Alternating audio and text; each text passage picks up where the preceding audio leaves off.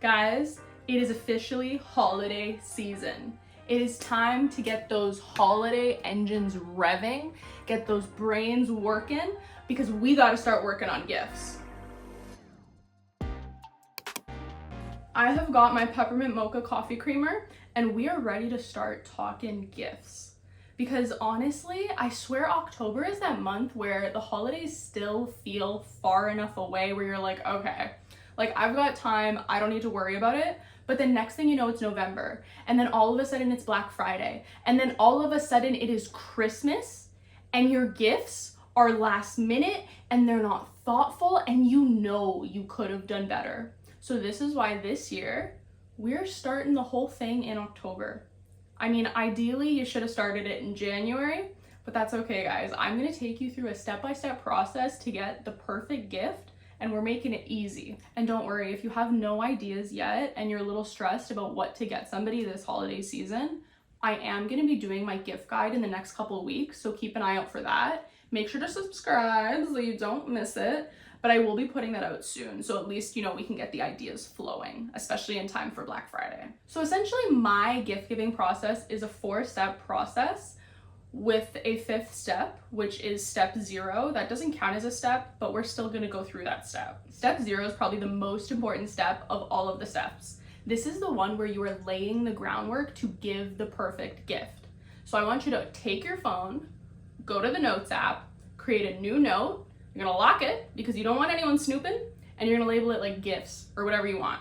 And this is basically where anytime your friends, your family, anybody that you might buy a gift for mentions something, like literally anything, something they like, something they saw, something that like they eventually want to buy, or something that they would love to get for themselves but that they never will, like literally anything, you're gonna write it in that note under their name. Like, I kid you not, I have this note and I've had it for years. Anytime I'm with someone and they're like, oh my god, I used to always have caramel apples as a kid and I miss them so much, like something stupid like that, I will literally write down, because it's like, imagine it's Christmas time and you're thinking of just adding something small to a gift, and you're like, oh, but like what snacks do they like? What chocolate do they like? Oh my god, they like caramel apples. Let me get them those caramel apple Werthers. Like, I don't know.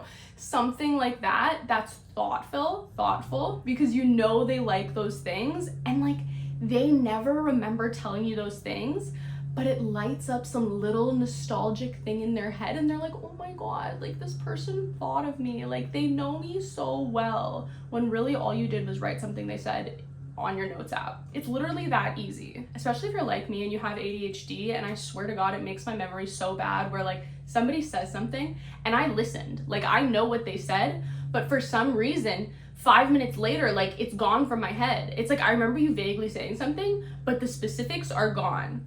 So this is gonna ensure you don't forget, because like I like to think I know my friends and family really well, but when it comes down to it and I'm under stress, all of that is out the window. It's like I've never met these people before. Oh my god, somebody is mowing their lawn right beside us. I am so sorry, guys. Why do you have to do this now? Okay, I've been waiting 5 minutes and it doesn't look like they're stopping anytime soon, so let's just try to power through this, okay? So now that we've got our base, we've got our foundation for giving a good gift, now we can move on to the 4-gift rule. Now I know what you're thinking, this sounds overwhelming. You're like, what, 4-gift rule? I need to do 4 gifts, not just one? Okay, relax.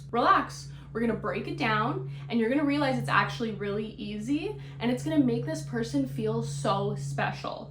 I've got you. So I have this theory that if you only get somebody 1 gift, it is really easy and there is a high chance that they're gonna be let down, because you have no idea what this person is thinking. You have no idea what they think you're getting them. So when they open that gift, if it doesn't surpass their expectations, it is really easy to be disappointed. And we don't want them to be disappointed when we're giving them a gift. No, we want to see like that expression of sheer excitement, surprise, like we want them to be just like overjoyed. So basically, you want to give someone something that is sentimental, something that they need, something that they want, and something indulgent. So step 1 is the sentimental gift. Now, sentimentality isn't something that you necessarily need to be spending a lot of money on.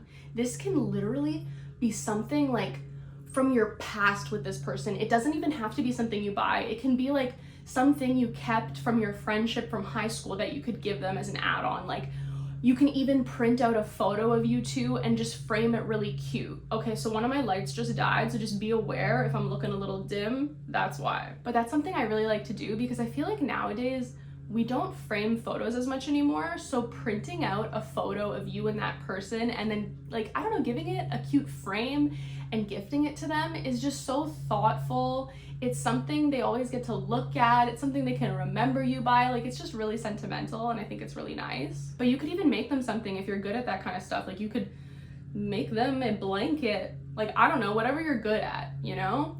But just something thoughtful and sentimental that, I don't know, will kind of pull at their heartstrings. Now onto the gift that they need. This gift isn't necessarily going to be something they open and they're like, oh my God, how did you know? No.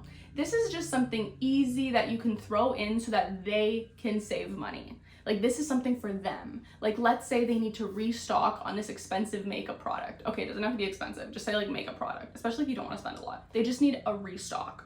And you restock that item for them. Like, that is so nice. Now they don't have to worry about it. And it's just another thoughtful thing you did for them. It can be a face cream. It can be a beauty item. It can just be a pair of socks. Like, you notice that they're running out of socks, or a lot of their socks have holes, right? Like, it's just something that is still thoughtful, but is saving them money and kind of check something off their to-do list. I feel like a big part of gift giving is alleviating somebody's stress. So this is kind of that task. Now onto the gift that they want. This is probably gonna be the bulk of your gift, the biggest item, the most exciting item, and probably where you're really gonna utilize that note app that we saved, remember, with all the things about them? Usually the want gift is something that they wouldn't buy for themselves. Like, if you find your friend or your family member constantly saying like, oh my God, I wish I could get that for myself, or, oh, it'd be so nice if I could afford that, if you can afford it for them, obviously. But something that they want to buy or they've wanted but have never bought for themselves. Say they're too practical or just never found the time to buy it.